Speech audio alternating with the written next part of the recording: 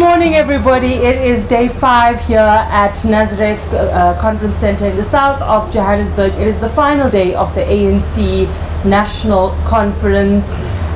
This is where the new president of the ANC will address the delegates gathered here before everyone goes back to their provinces and hopefully enjoy their December period. The mood this morning is very different than it was for the last 4 days, and that's because obviously we know that there's new leadership of the ANC announced yesterday. Joining me for this discussion on the last day of the ANC conference is Peter du Toit, Assistant Editor for Independent Investigations, Carol Payton, thank you very much, Right at Large, News 24, and Pumulelo Mkabela.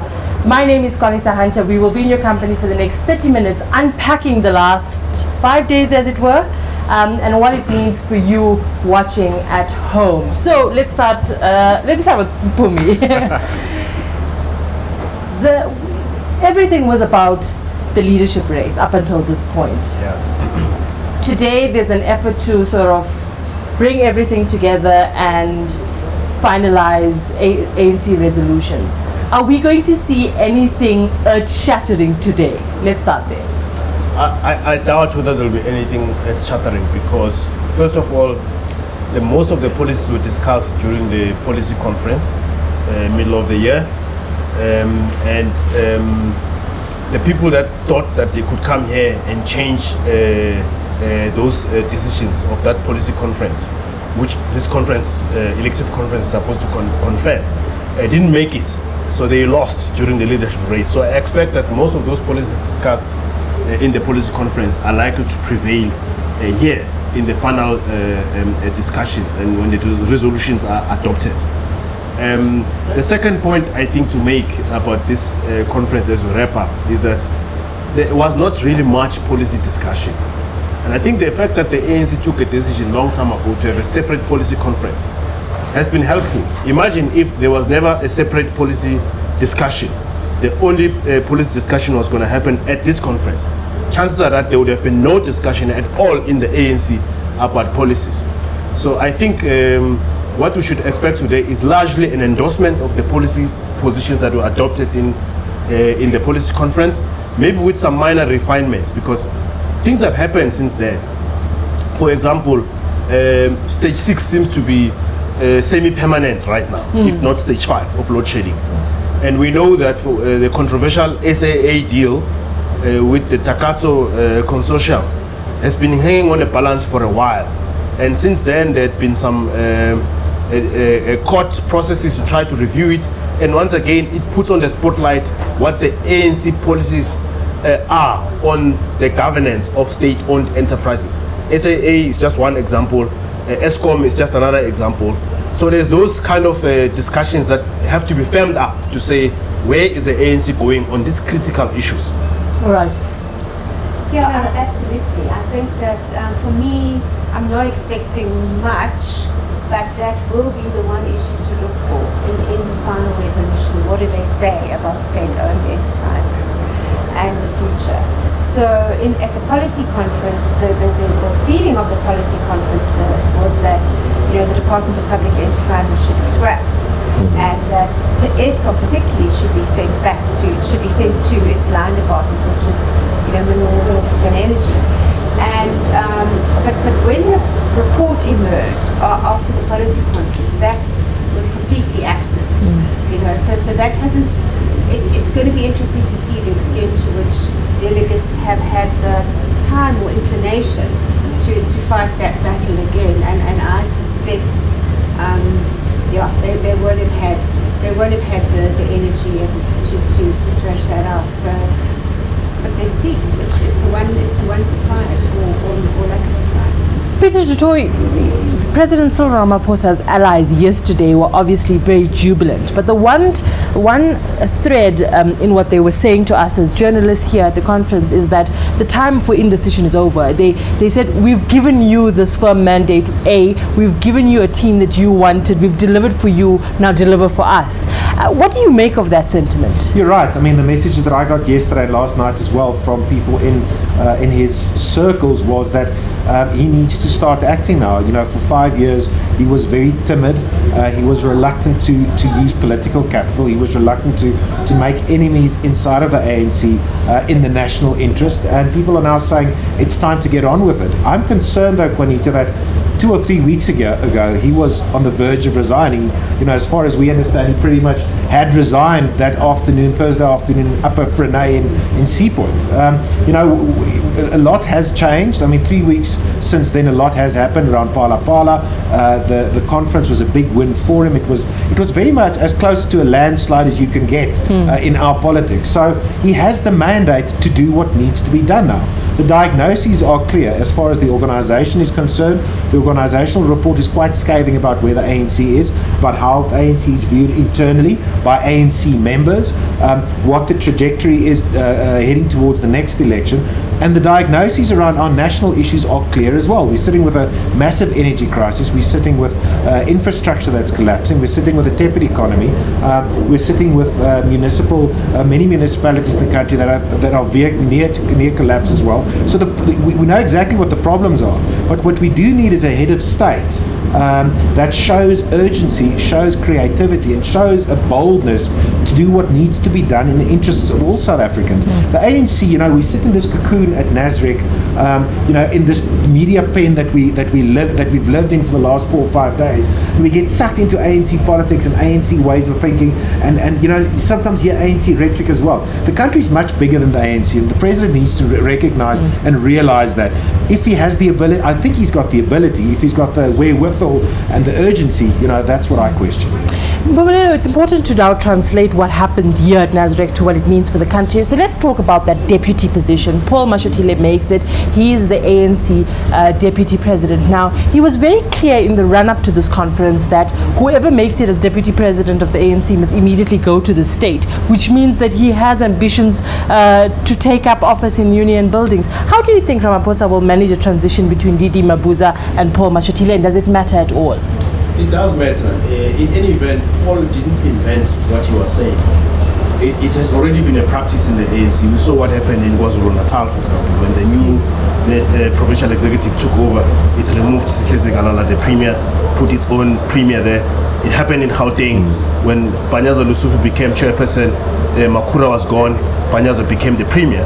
So that trend in the ANC, Cyril himself. Yeah, it happened that way. So Cyril himself, he understands that. It's not something like he'll be shocked about. But the other element that makes it easier, perhaps, for Ramaphosa and Paul to manage that transition is the Didi Mabuza factor. Didi Mabuza, since he became president 5 years ago, he had not shown willingness to fight any leadership battles. He seemed to have been very much consumed by his own health. The miracle that he pulled here 5 years ago, he seemed to have abandoned all of those cat-like tactics of his, and he was not in the running at all. He took a low profile, and some people say he was absent in many of the discussions going on behind the scenes. Even in the state, he was absent. Yeah. So that actually makes it easy for Ramaphosa and Paul to negotiate him out of the way and to ease him out, and for Paul to come in. The other thing that necessitates that is perhaps 2024. If Didi Mabuza is definitely out of his way for post 2024, why have him now? So chances are that they're going to say, listen, we're going to be fighting for the battle for the ANC 2024. Rather have the people that have got a stake in the aftermath of that battle fighting it now instead of you, because you'll be out of the way. So it will be very easy for Ramaphosa and Paul Mashatile to get around that.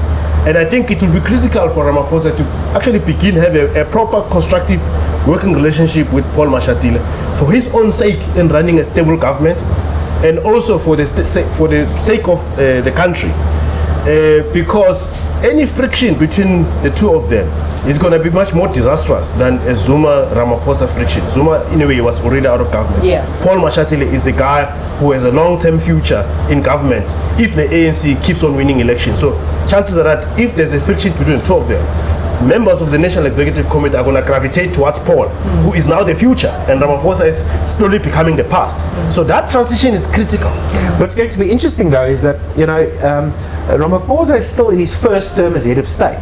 He finished Zuma's last year as president. He still has constitutionally another term in him, but that's not aligned with ANC presidential terms. So there will be a period of flux, I suppose, in future where Ramaphosa's at the end of his second ANC term, he's still going to be head of state. So we're again going to be in that position a couple of years down the line, where you've got someone champing at the bit in Mashatile wanting to take over, but you've still got possibly, depending on what happens in 2024 and depending on what happens with the coalitions, but there is a possibility that his political life might be extended beyond his life as ANC leader. Yes, I think should the ANC win 2024, it will give Ramaphosa and Paul Mashatile perhaps a better way of the transitioning, and assuming there is no challenger coming on Paul's way if he wants to ascend to the presidency, because that's possible. That's very important. That's very much possible.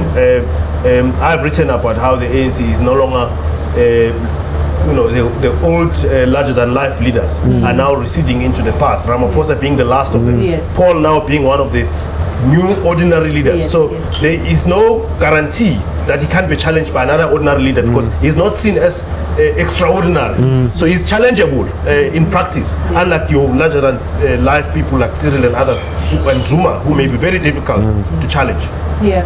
Carol, let's talk about Gwede Mantashe. He obviously got a second term as national chairperson. It means that he served 15 years in the ANC top 6. He has another 5 years, it'll be 20 years. And I did put that to him previously to say, you've led the ANC you're going to lead the ANC for 20 years. You're probably the most important person in the country. And he laughed and he said, no, not quite. But he said something very important to us in the run-up to the conference, Carol. And he says, should he be elected chairperson, he would want to stay on as minister, but he only wants to be Minister of Energy. He doesn't want to be any other minister. He'd retire after that. Do you think that this win empowers him in his job in government? Definitely empowers him. Most definitely does. And I think that, that was one of the big issues that business is watching, what will happen to Gwede Mantashe in this election. Will he drop in kind of influence and power? Will he remain there? And it's very concerning if that were to happen. I mean, I think that to split mining and mineral resources and energy is a good idea, because it's just such a massive portfolio. But actually, Mantashe has performed really badly in both of them. The energy one is very much in the spotlight because of Eskom. Yes. And which I must add, he will be very angry to link him and Eskom, because not actually his portfolio, but energy. And he's the person with the power to procure more energy, and he's been incredibly slow, and he's put obstacles in the way, and he's been a really disastrous energy minister. But actually, he's also been a disastrous mineral resources energy. There's no working cadastral system in the country. The exploration has basically fallen off a cliff. Investors are looking elsewhere, and he hasn't taken care of that industry. And this comes, during a commodity boom, where we could have made a lot more money for the fiscus. So I think it certainly does solidify his power in government, and then also obviously in the ANC. I mean, I think that what we saw over the last 3-4 weeks was Gwede Mantashe coming out as the reinforcer for Ramaphosa. He's the one who made him stay, who kept him there, and who steamrolled the Pala report through the National Executive Committee. So he is, in many ways, quite essential to Ramaphosa on the political management side. Richard Joy, yesterday I was having dinner with some people, and they said Gwede Mantashe is Cyril Ramaphosa's backbone. And I laughed. We needed to give him a backbone, and we did. What do you make of that? I agree with Carol, and that's the problem with ANC conferences like this. We're now sitting in the afterglow of the high drama that we saw over the last couple of days. Tension was palpable over the last 4 days. Everywhere everywhere that we went, everyone was asking us as journalists, who's going to win? What does it mean for the future of the country? Now Ramaphosa has won, and Mantashe, and like Carol explained, was such an integral part of Ramaphosa winning. I mean, he was the guy that basically talked him off a cliff a couple of weeks ago when he was about to resign. When that translates into unchanneled power in government, like it will probably do now, that's not in the national interest. Gwede Mantashe, as Minister of Energy and Mineral Resources, does not act in the national interest. If he did, we would have had proper procurement of extra generation capacity years ago. That has not happened. Ramaphosa will not rebuke his minister, either in public or in private or in cabinet, to get a move on with things, because he's beholden to Mantashe now. Mantashe's main function in life is not to be a minister of government or a member of the national executive. It's to direct the ANC. That's his first port of call. And that's the problem, I think, that when we leave here, we are going to see a leadership again doing everything through the prism and within the framework of the ANC and not in the national interest. If Mantashe was acting in the national interest, like I said, he would have years ago already have put in place measures to make sure that we have extra generating capacity. We don't have that. Can I comment on this Mantashe issue? I think the Mantashe situation presents a very big challenge for the president, because Mantashe obviously supported him through and through. One of the people who said don't resign, one of the people who campaigned for him on his ticket is there. They've both won. But there's another challenge about Mantashe, that he has on few occasions contradicted the president in public. So there's many more times in private. Yes. So there's an issue, and sometimes they will bring up their private discussion. He will talk about how they differed with the president in private. So there's something there to be said about how the president is managing the decorum of ministers, and how they actually fail to follow protocol in relation to how they see him, they view him, and how they interact with the public on matters that they discuss with him in private. And we saw the same with the Kotongwana the other day, revealing the private discussion he had with the president about ESCOM, which involved some insulting words. So there's a way in which some of these ministers actually don't show respect to Ramaphosa. So they take some of the discussions they have with him in private and reveal them in public. So for me, it's a sign of disrespect, and the president needs to manage that. Otherwise, whatever decisions he makes, he looks like a fool eventually. Take, for example, another issue in which Mantashe basically accused Andre the writer of wanting to stage a coup in South Africa, or instigating a coup by saying, this load shedding thing that ESCOM is doing, they are trying to stage a counter-revolution or something to that effect. Overthrowing the government. It may well have been his private view, it might well have been his strong condemnation of load shedding. One can't quibble with that. But the problem is that Andre the Rita was appointed and endorsed by cabinet. Now, the moment any of the cabinet ministers have an issue, you would expect them to go to cabinet and say, this guy is no longer working for us. It's no longer working. Perhaps as a cabinet, let's have a way in which we inform him via the shareholder of ESCOM, which is Pravin Gordhan, to get him out of the way. So they violate these protocols, and for a minister to accuse the head of a state-owned enterprise like ESCOM of that kind of political maneuvering, it's actually huge. I would have resigned. Anyone would have resigned. And by the way, even if it's in a private sector, if a shareholder accuses a CEO of wanting to upstage the company or something like that, destroy it, you would resign. So I don't agree with Andre the Reita's many decisions that he took, but I think that at least people have to be treated professionally. And if you don't like the person, at least follow your own cabinet protocol in easing them out, instead of going on conspiratorial level. So Mantashe needs to fix that. Carol, there's obviously voting that's taking place for the NEC, and that's going to translate in a immediate push for the president to tap into this newly elected NEC to reshuffle his executive in some way. That everyone's waiting for that big reshuffle of January. The president doesn't like to do things when people expect him to do it, but from listening to his allies, it says you have to act. There's this sense that they're giving him an ultimatum of sorts, to say, we gave you this presidency, now pay back. Definitely, that's the sense. That's what's in the air here. It's now, okay, now let's act, let's do what we have to do. So most definitely he's going to have to reshuffle. What does that mean? Because there's people like Marupin Ramakgopa, who's his international relations advisor in the state, who made it to the ANC top 7. There's probably a space for her in cabinet. People like Zizi Kodwa will probably be promoted in some way. The Zondo Commission be damned. What else? Well, obviously there's Fikile Mbalula's post. Yes. And I mean, for me as a business reporter, that's such a crucial post. So he's Minister of Transport. He can no longer be Minister of Transport and be Secretary General. It's a full-time position, so he must move to the House, and he's already said, well, clearly he will be doing that. He's just waiting for orders from the president.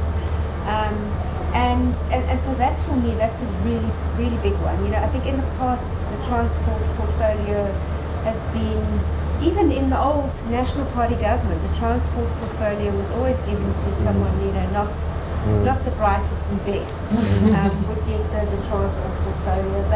But now with the crisis of crisis in and the crisis of Transnet's in, and the role that the Department of Transport is now going to play in rail reform and in bringing in the private sector into operating rail, it's such an important position. So I really hope he gets someone really good for that.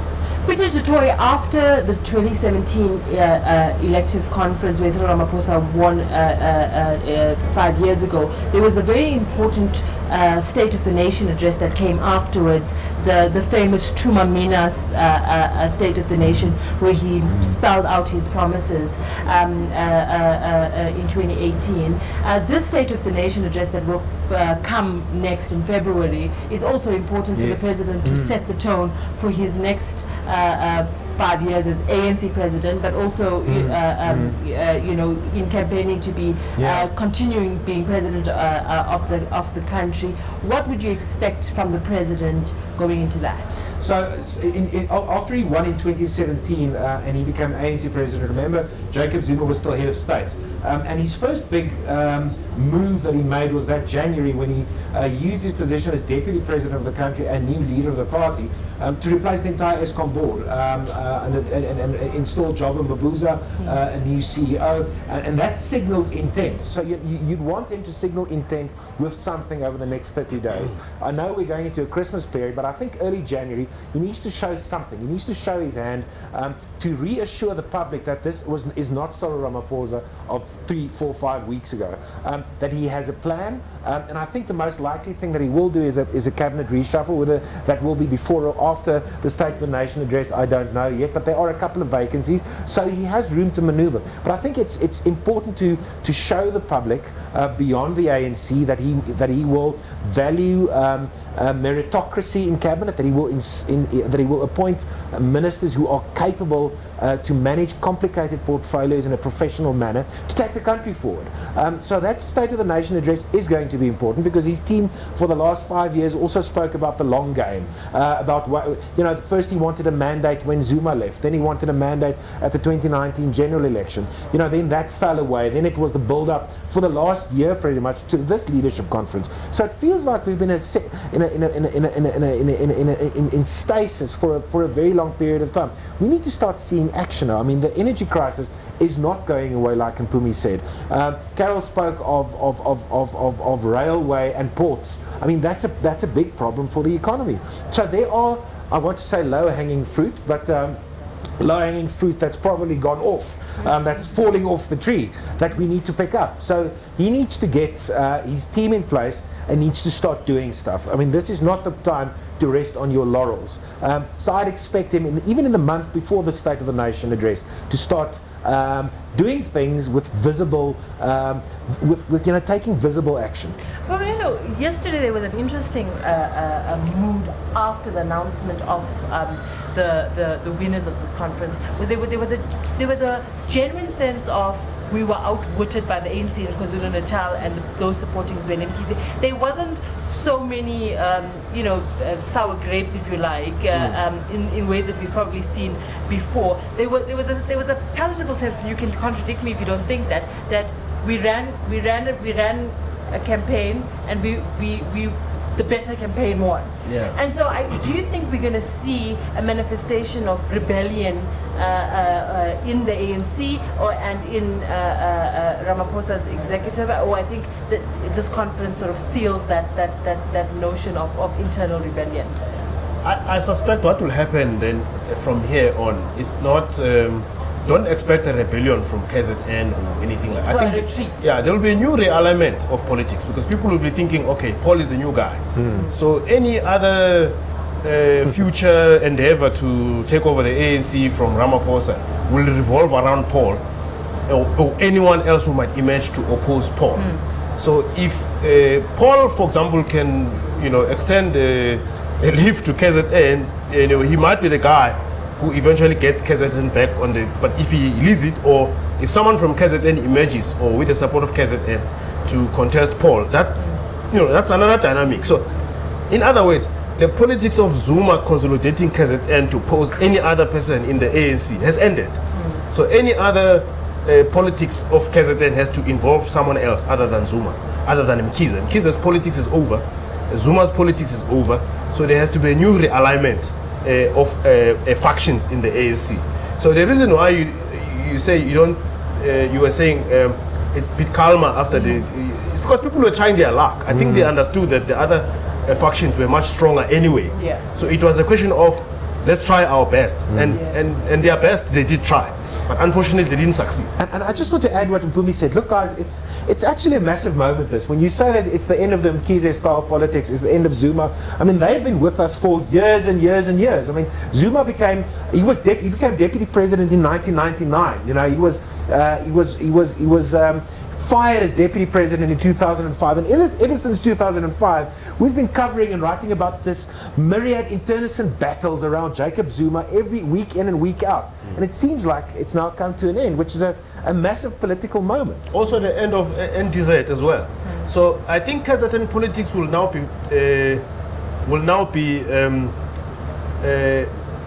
follow around the realignment of what happens to Sihle Zikalala, what happens to Mseni Ntuli, what happens to the new provincial executive that have just been elected, and most importantly, what happens to Zandile Gumede, who is the chairperson of the biggest region of the ANC in the country, which is eThekwini, and she's facing a criminal trial with a lot of other people, a criminal trial that very makes a future in the ANC looks very dire. So whoever takes over that region after Zandile Gumede might actually have a big influence on the future of KZN and all these younger leaders that are emerging. Also, the rebouncing of the IFP in KZN might make these younger leaders to actually wake up and perhaps go beyond the politics of Zuma to craft their own future inside the ANC and perhaps inside the country. So it's a whole new ball game after this conference. Cal Payton, let's wrap up this discussion. For those sitting at home, what happened over the last 5 days here just ultimately mean for an ordinary South African? Look, for an ordinary South African, it's both good and bad. I mean, I think it does make a big difference to the country. Certainly makes a big difference to the business community and the investment community that Cyril Ramaphosa is on top again. So I think that's crucial, and that's a positive thing. I think that, but it's also bad in the sense that I don't actually see anything new coming out of the ANC. And yes, there are younger leaders pushing up, but those younger leaders echo the old ideas of their elders. And so I don't, we talked about getting new people into the cabinet and so on, and he will do that, but the pool is not full of beautiful fish. He has to fish from that pool, and it's going to be no more attractive than the last one. So in that way, for ordinary people, it's kind of more of the same. We can really hope that Cyril Ramaphosa's structural economic reform program takes off, because that's the best hope we've got. That the economy will start to turn around. But from the ANC, I didn't see anything new and fresh coming up, which is going to either renew itself or kind of, give a lot of hope to the country. And there you have it. Thank you very much for joining us. Mhumulelo Mkhabela, Carol Payton, Peter Dutoy. My name is Conita Hunter. This is a wrap from Nasrec from us today. We still will be covering the rest of the shenanigans that unfold, and as President Cyril Ramaphosa will close this conference, we'll bring it to you here at News 24. Stay tuned, news24.com. Thank you very much.